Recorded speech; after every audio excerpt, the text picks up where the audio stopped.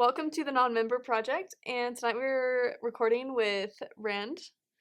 And Rand came here all the way from Jordan originally, right? And where did you come straight to BYU, or were you living in the States with your family?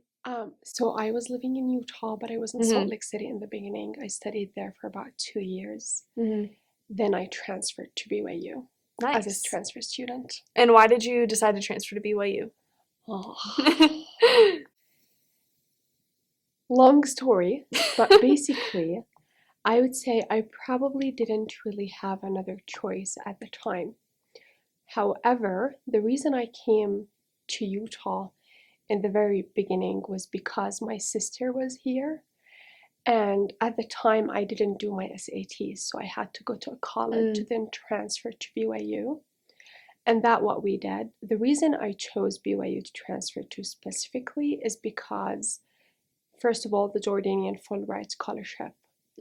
Yes. That was, the biggest bribe ever. So for people that don't know, you get a full scholarship for being from Jordan? Or is it international? Not exactly. I wouldn't say only if you're from Jordan. You have to have specific grades, and you have to have, throughout your educational journey, you have to keep a high GPA, 3.0 or above. Also, usually BYU recruits in a school called King's Academy, and that's where they found my sister and cousin. Okay. So everything started there. They recruited both my sister and my cousin. Straight out of Jordan? Yes. Yeah. Okay. Gave them full ride scholarships, came here. Dunya loved it, my oldest sister. She loved BYU so much. So she recommended it, and here I am. Wow. Yeah. So glad you're here. Thanks. Back to your question. Yeah. They do have a lot of scholarships for international students, whether you are from Palestine, Jordan. I think recently they added Europe. I believe they do that for the diversity.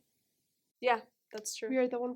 We are the diversity of this school. You can't tell by looking at us, but... No one has ever told me that I look LDS. Yeah. Ever. But they do say I could pass as a white person. But when they hear my accent, they change their mind. Yeah, that's true. You have a great accent. Thanks.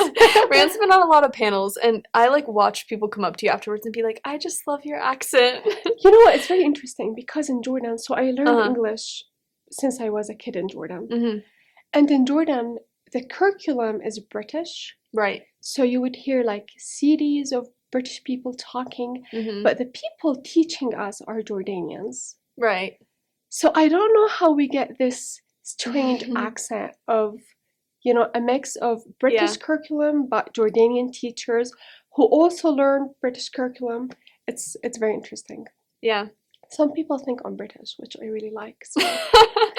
You could pass as British, I guess. Yeah. Many things. White and British. White and British.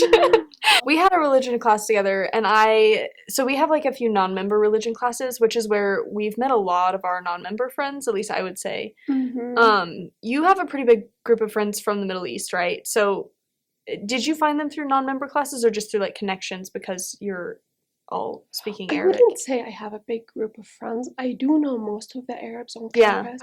We met simply because we're Arabs. Somehow, whenever any new Arab come on campus, we kind of hear about them, approach them, and then if we like them, we become friends. If we don't like them, other people like them, and they become friends with them.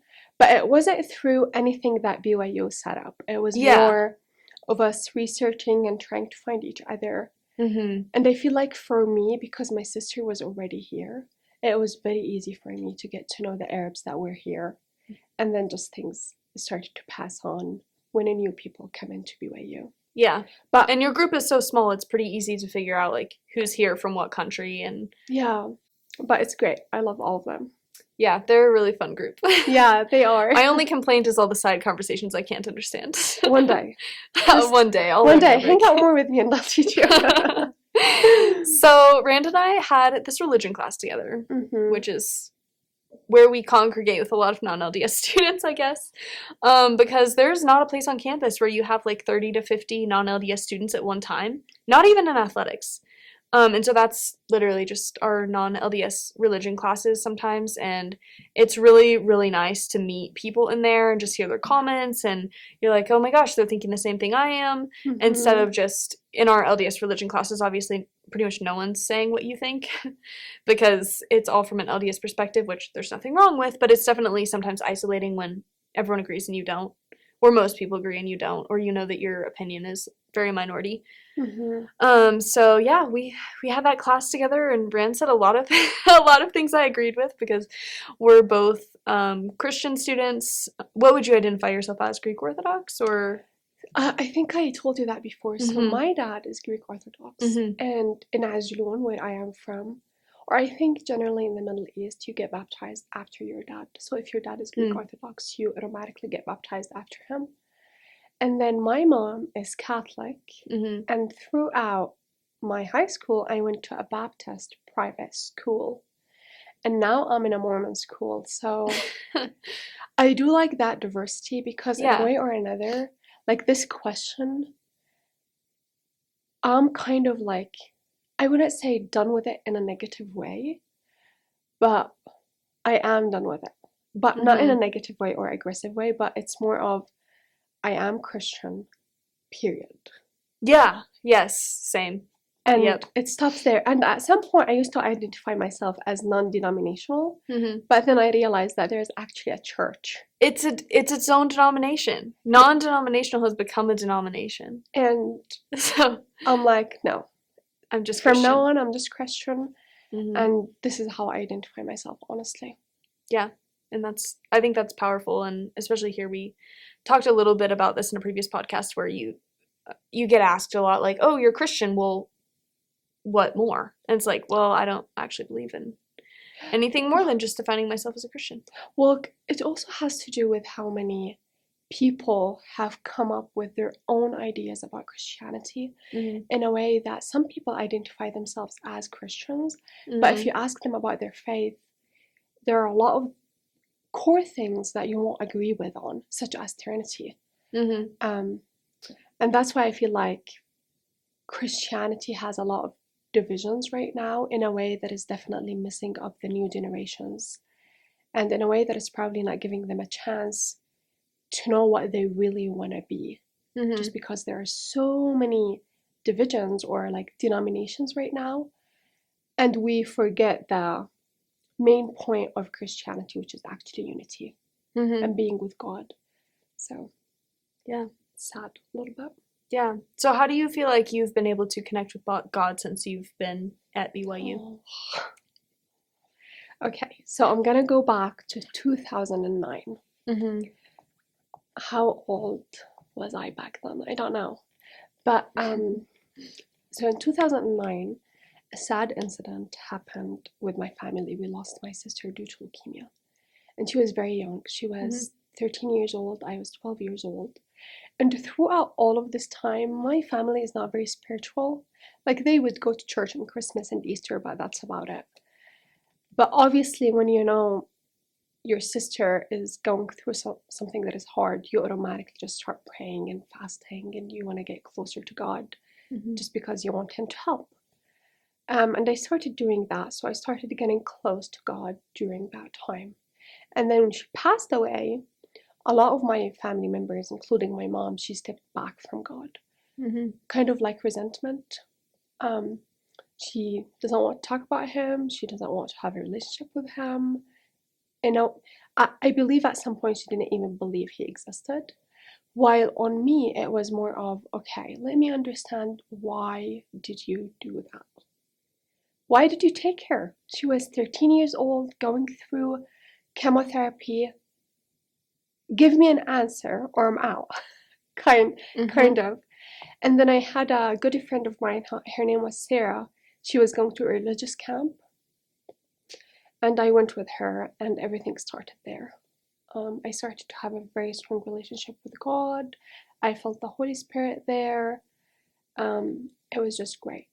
And then I kept having that phase of ups and downs with God until I came to Salt Lake City. And there, I had a little bit of a shock because of the Trinity. people who consider themselves Christians, they started to tell me, no, they are actually not one, etc. So that where I had to even dig deeper. So I feel like that part was a double-edged sword, if you want to say that. In a way, they pushed me to learn more and dig deeper in the Bible and God's nature.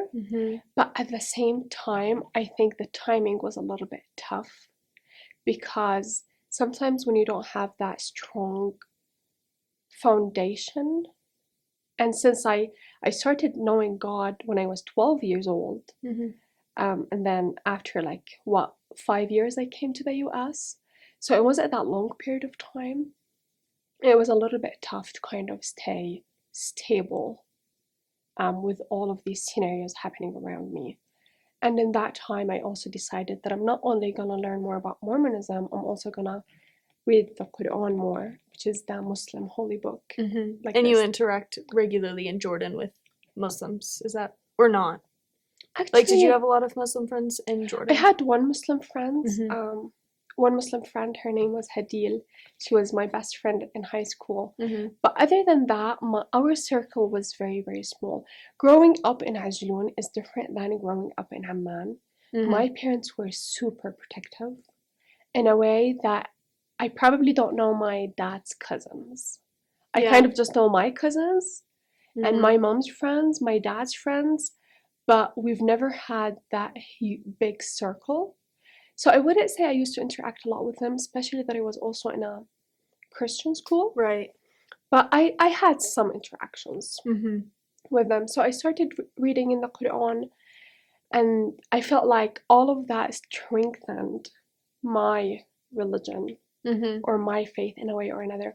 And that goes back to the idea that we were talking about, where a lot of things in the Book of Mormon or the Quran are going to make sense. Yeah. And they are going to make you feel good. But it all goes back to, what's your definition of faith? And to me, I've never felt like faith was what makes sense. Because at the end of the day, think about it. When you pray, you're praying to a God that you've never seen. Does it make sense? It doesn't. But you feel him. Yeah. And faith to me is the same idea. And I feel like that's why I was able probably to not drift away from my religion that I came with. Although I do want to mention that I've never was the person who, I was born Christian, period. I was always open to learning more about other religions and exploring more, even praying with other people from different religions. I was always open to that. Yeah. But even with that and me learning about different religions, I still felt like Christianity is where I belonged. It's beautiful. So you are very connected with your faith in a spiritual sense, like in the, like you said, it doesn't have to always make sense. And I think that's a really beautiful thing we were talking about earlier, is something that Western culture has kind of forgotten, is like this mysticism to faith, and not having to know everything and not having to be able to logically explain everything. And I mean, I grew up in a Western culture, and so I do often try to explain everything. But there is a point you hit with any belief system, really, where you have to just have faith in what you believe, because nothing can be fully explained, which is hard to hear, but I think it's true. I always also see that in the Middle East. I don't think it's only Western. I think it has to do a little bit with the way the new generation is raised up. If you think about it, the youngest kid in the family, if her mom or her dad, or his, obviously, asks her or him to do something, they will immediately say why. So I feel like it's kind of the way the new generation is getting raised up, and that is okay. However, what is not okay is that the definition of faith has started to be a little bit fragile, in a way that people think faith is more of a science or facts. I still do think some things have to make sense, but at some point you just have to kind of give it all to God and have him steer you through either way. Yeah, I completely agree. Yeah. So, you've had a lot of interesting interactions at BYU because of your beliefs, and Rand is being very quiet right now. But when she's in classes with me, she's not quiet. And this is one of the things I appreciate most about you is when she's on a panel or in a class or just in conversations with people, she says what she thinks, and she is willing to logic through things. It's not all just like faith. Yeah. Like this is a concept that we like to discuss, but like there's a lot to be said for knowing your faith very well as an Orthodox member per se of that faith, not in the sense of like Orthodox Christian, but just believing in a certain theology. Yeah. And that's definitely led you to some interesting places, I would say, at BYU, because a lot of people come to BYU and become more universalist than Orthodox because it's difficult to interact with a community that's pretty Orthodox as an Orthodox person yourself that does not agree with the same theology. So can you tell like some experiences you've had that you would like to share about that? Yeah, I will. Going back to your point about me being outspoken in classes, where it took me to many places where I had the best, healthiest conversations I've ever had, not only at BYU but in my life in general. But it also took me to places where I was like, you know what, I can't talk to someone like you anymore. Like where I had to kind of set that boundary because the conversation we were having wasn't healthy in a way that I was able to kind of be engaged anymore. One of the interesting places that took me was with one of our professors in the religion class. I remember I talked with him once and we were just talking. I wouldn't say arguing, but like he would say something, I would respond, he would respond back. And then at the end he was like, Rand, you know what? I was like, what? He was like, every single religion class needs a Rand in it. And I'm like, you know what? That's a great idea. How about you make religion classes easier at BYU so non-members and members can be in the same class where we can have healthy conversations. He said, it's a great idea. I'm leaving BYU and I haven't seen that happening yet. Yeah. Which, in a way or another, having a non-member religion class that teaches the LDS faith is great because it's easier on non-members. But in a way or another, it does defeat the purpose. Yeah.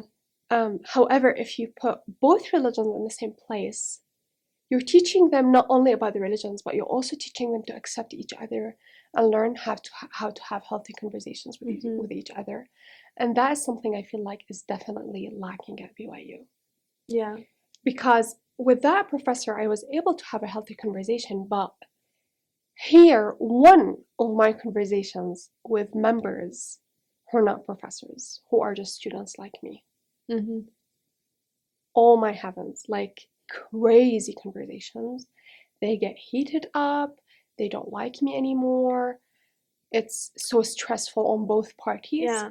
And what I hate about this conversation is we're not having a healthy conversation where you are teaching me and I'm teaching you, or we're at least conveying ideas. It's more of, I am their convergent project.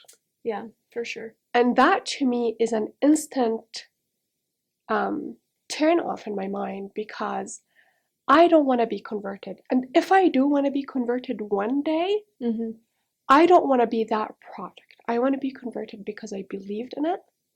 And God led me that way, not because someone I just met decided to convert me.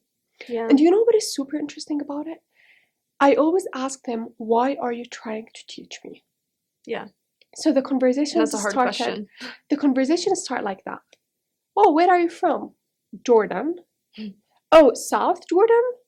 Oh, no, the accent. No, Jordan, Middle East. Oh, cool. Sometimes they mention that we're very close to Palestine. And then are you a member? No. What brought you here?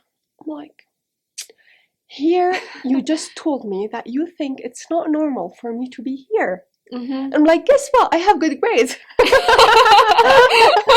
what brought me here. Why we're both here. Yeah. And I have a scholarship. Yeah. Sometimes that leads to a disaster where things get very racist, and other times they start to teach me about the religion.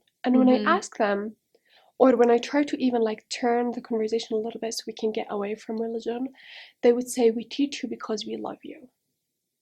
I'm like, you just lied, because there's no way you love a girl from the Middle East that you only know her name. You knew nothing about me except my name, where I'm from, and that I'm not a member. You decided that you love me and you want to teach me because you're worried that I'm not going to be in heaven. And that is another place where the conversation is not going to go anywhere, because I know you weren't genuine from the first answer. However, if they tell me, we love our church and we want everyone to know about it, I'd be like, okay, cool. But don't tell me you love me, because you don't. If I die the next day, you're not going to cry. So how come you love me? You know what I mean? Yeah, there's definitely a lack of genuineness in a lot of those conversations. The conversations do not really go anywhere, because, as I mentioned, I'm not a conversion project. Yeah. So it just makes me wall up, and I can't have that healthy conversation with you anymore. Yeah. Yeah, and it's like, it's the mission mode thing, I think, in a lot of ways, where people, especially at BYU, there's a lot of people that are recently off their missions, and that doesn't, like, I don't dislike anyone that's been on a mission because they've been on a mission. Like, all of my closest friends have been on missions for the most part.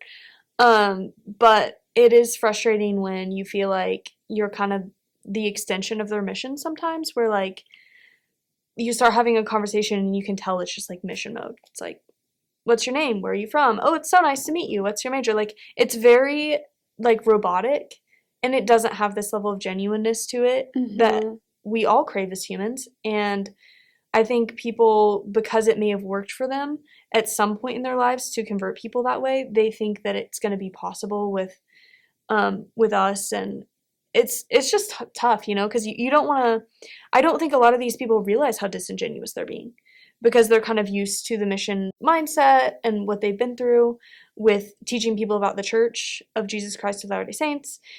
And so, of course, we never want to, like, say that people are intentionally being disingenuous, or that they really probably do believe they love us. But when you have someone like Rand said, that comes up to you and is like, I love you. That's why I decided from barely knowing you that I wanted to teach you about the church. Like, we learn about people's faiths from how they act towards us. Yeah. And so if you are kind towards me and you show genuine concern for me outside of trying to teach me about the church, then I know you care. And actually, I think that is the problem with the mission mode that you mentioned, is when they pull it up, I immediately cannot look at them as potential friends anymore. Because I instantly feel like they are trying to convert me. And that's why I'm like, okay, I'm your project, so we can't be friends. And that just makes us not get to know each other on a deeper level. Yeah. And I think that is one thing. Although I really respect the church system, I think they are very smart in their system, but I think that aspect is probably missed, especially after someone left their mission.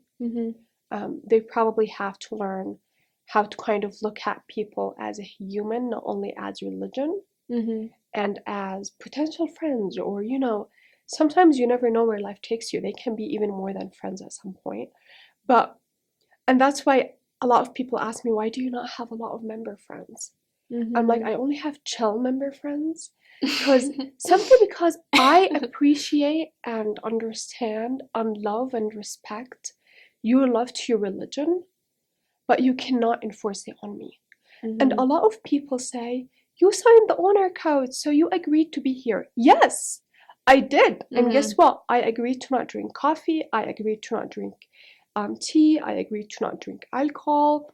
I agreed to all of these things, but no one has ever told me that I'm gonna be a project for other people to convert on daily basis. Yeah. No one told you that when you come to BYU, people are gonna be asking you every single time what brought you here, which kind of, I feel like, in a way or another, it implies that it's not normal that you're here. It does, And I'm not gonna lie, I used to like it in the beginning, because that would make me stand out as the Jordanian girl in the class, who everyone is trying to get to know her. But at some point, because I really seek deeper relationships with people, when I realize that these people, all they are seeing is just the fact that I'm Jordanian and I'm not from their faith, I backed out. Yeah. And that's why I probably have like 5 member friends who are very chill. And that's about it. Yeah, and it's not to say we don't love members, but it is just so exhausting to figure out who's being genuine and who's not. Because so often, even people that sometimes I initially would think, oh, they're being totally genuine, suddenly, you know, don't talk to me again, or I get a call from the missionaries, or and again, not to say that people don't believe they're being genuine, because I really think they do. But, you know, you just have to kind of take a deep breath and be like, I'm going to respond graciously to this, even though it's really tough on me as a person to feel like the only thing people care about is that I'm not a member. Yeah. So yeah, if you have non-member friends, what would you say the best way to kind of contribute to their sense of belonging here would be? Non-members. If you're an LDS person with non-member friends. How would I make them feel that they belong? I will never teach them about my religion when I first meet them. Yeah. And I will definitely respect their boundary when they say that they have a relationship with God and they are happy with their own religions. I remember one time one of my close friends in Salt Lake City, she was inviting me to the church over and over again. And sometimes I would go and other times I wouldn't. And one time she was like, Rand, why do you not keep coming with me? She was a little bit pushy. And I was like, because I have my own church. And I understand that you love your church, you want me to come to it, all of that, but you have to respect that I also have my church and I'm happy in it, and I'm happy where my relationship with God is at right now. I feel like a lot of the things people are missing